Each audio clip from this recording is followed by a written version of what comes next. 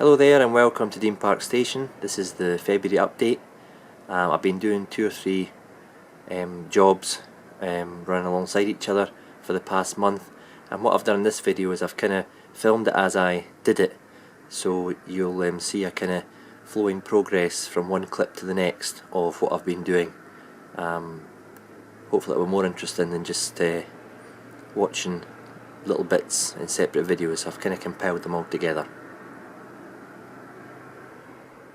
Okay, what I've done here is I've attached the supports to the road surface, just screwed them in place like the rest of my raised section, and I'm going to put brick paper mounted on card, then mounted on ply onto those uprights that are kind of scruffily labelled D and C, and then I'm going to put the same kind of arrangement inside on both sides underneath the bridge itself. That's the next plan. And as you can see here, I've finished the ramp section.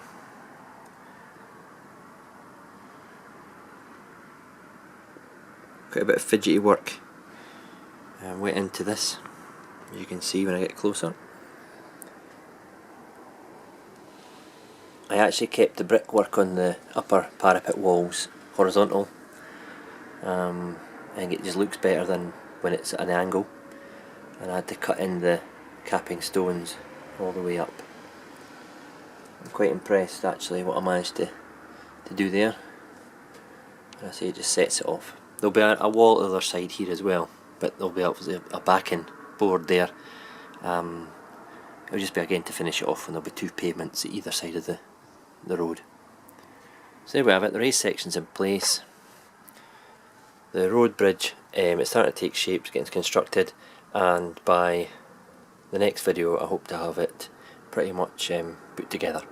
Okay, what we've got now is the brickwork under the bridge and on the sides, and if I just take a piece off just now, it's not attached, you'll see that I've mounted it on ply and then cut the shape required to house the girder itself, and that just goes on there, and that will be glued onto the uprights, and the same's been done at the other side. And in theory, when I get it all cut and placed, it should sit something like that. And I'm going to have buttresses here and there. I'm not sure if I'm going to do the standard buttress, which is on the retaining walls, or do a slightly wider version for added strength, or to give the appearance of added strength because of the length of the girder bridge. I'll put in some detail underneath there just to kind of lower it a wee bit. As I said in my previous video, a wee bit of rivet detail just along the bottom of the girder itself. So we'll see how that goes. Quite impressed and pleased what I managed to do so far anyway. Okay, so I've made a little more progress here. I've painted the girder just using a grey undercoat primer from Halford's.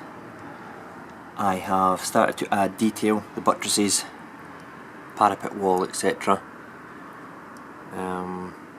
The girder's not glued in place. It'll be able to come out before I fix it. I need to weather it, so there it is just now. Quite pleased with that actually. It goes nicely with the completed ramp.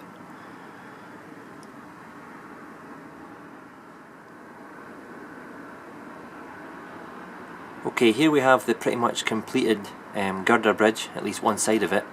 The girder has been weathered in my last video and it's been glued in place, sitting on top of the support walls. I've got the buttresses there. They're slightly wider than the standard one that I've used elsewhere, just to give an impression that it's holding a heavy load, i.e. the girders. They're all glued in place, and I've continued and cut in the parapet wall. You see the cutting in there, and it continues along to the east of the station, like so. I've just got to put the actual parapet pillars, buttresses in place. So that's that. It's all fully weathered.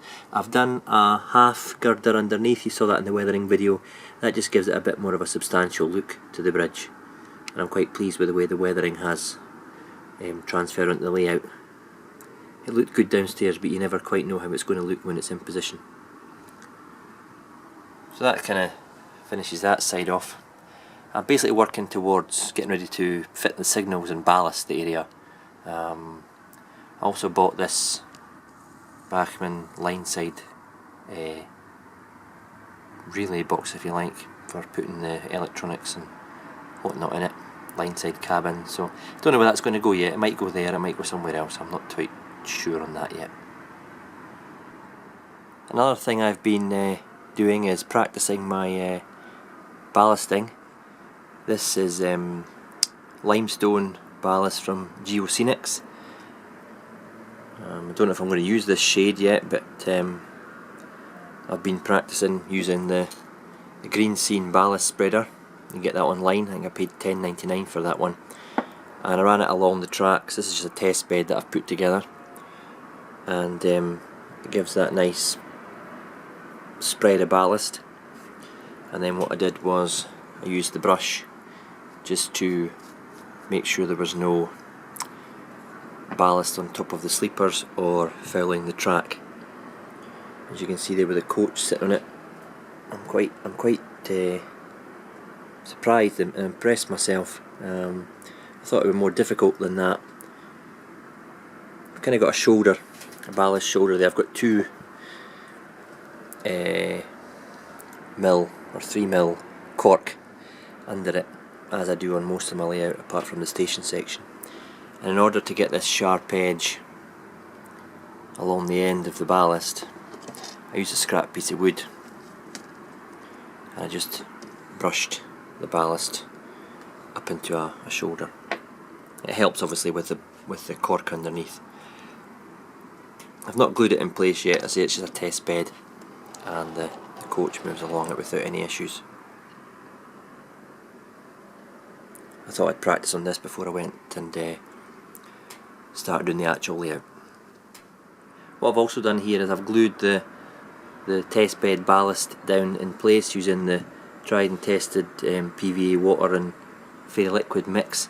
I have to say it's turned out quite well. It took a while to dry up here because it's been quite cold, but it's, you know, it's dried pretty solid and the trains run well. I did lose a bit of the definition of the ballast shoulder there when I put the glue and water mixed down, so maybe in future I'll leave the wooden guide that I kind of showed you in the earlier part of this video. I'll leave that in place when I'm actually applying the glue next time, just to hold it in while it's drying.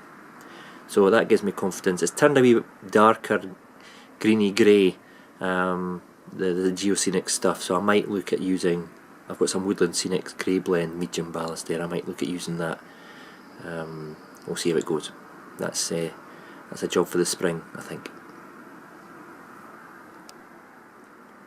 Okay, the last thing I'm going to go over in this video is the little bits and pieces that I've been working on that will go on the layout around about the station. I bought some Will's Relay box kits, and you get 2. You get one set which is that one, and the second set includes that one and that one. That one there would obviously be wall mounted on a stand. I sprayed them in grey primer, and then I coated them in Humbrol 147 light grey, but I wasn't too happy about the grey. It was kind of too bluey, so I resprayed them with what they call camouflage grey. It's a Humbrol number 28. It's a matte. I'll be weathering these over the next week or so. I've got more down the stairs that I've also painted. I just put the paint through the airbrush. It gave a nice even finish, and when you've got a lot of one thing, it's probably, you know, quicker using the airbrush, even though you've got to clean the airbrush out, etc. afterwards, because painting these by hand would have been laborious to say the least, especially around all the hinges and stuff. So I just, you know, blasted the airbrush over them. Second thing I've been making is cable trunking, and lots of it. This is a 10 Commandments cable trunking.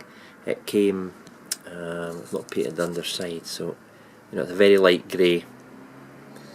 I primed it in grey, and then I sprayed painted it with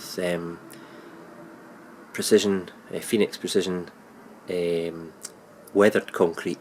It looked far too grey, so I went and bought the new concrete shade of paint from them, and I say it looks a lot better. Once it's weathered down, along with the ballast, then it will obviously blend in a bit more.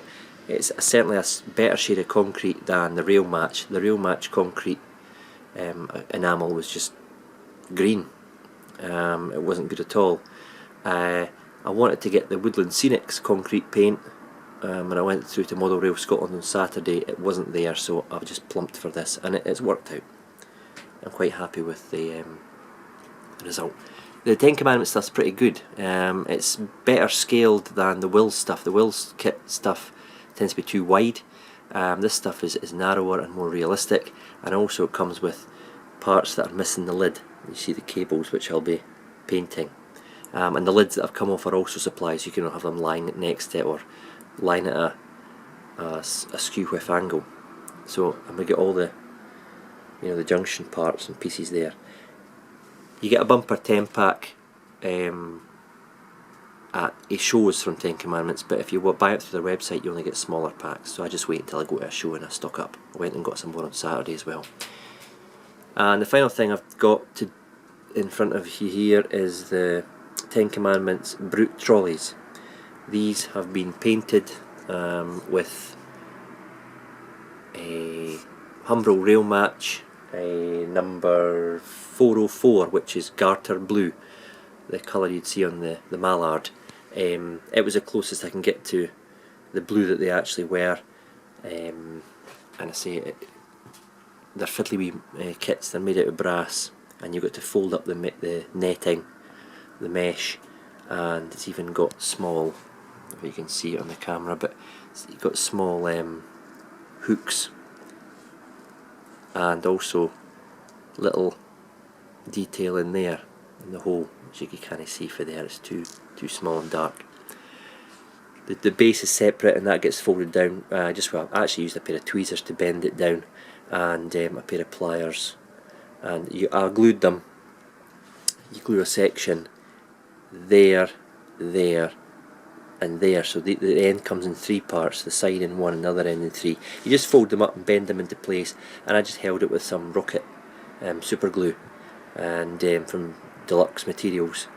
Held it in place for a minute, bang, it was done.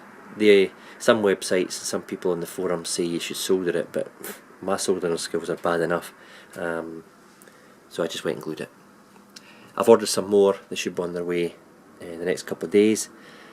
I bought this, they were £7.50 for 3, and when you get £8 for a pack of 3 from the Bachmann range, you think, well, is it worth it? But I've looked at the Bachmann ones, they're a bit coarse net, you know, the mesh is a bit coarse, it's a bit out of scale if you like, and these are far more detailed, and I'm going to be painting some of them red, because at the late 80s some of the Red Star Parcels ones were painted red, so I'm going to have a series of blue ones and red ones, and get some parcels and loads to go in them.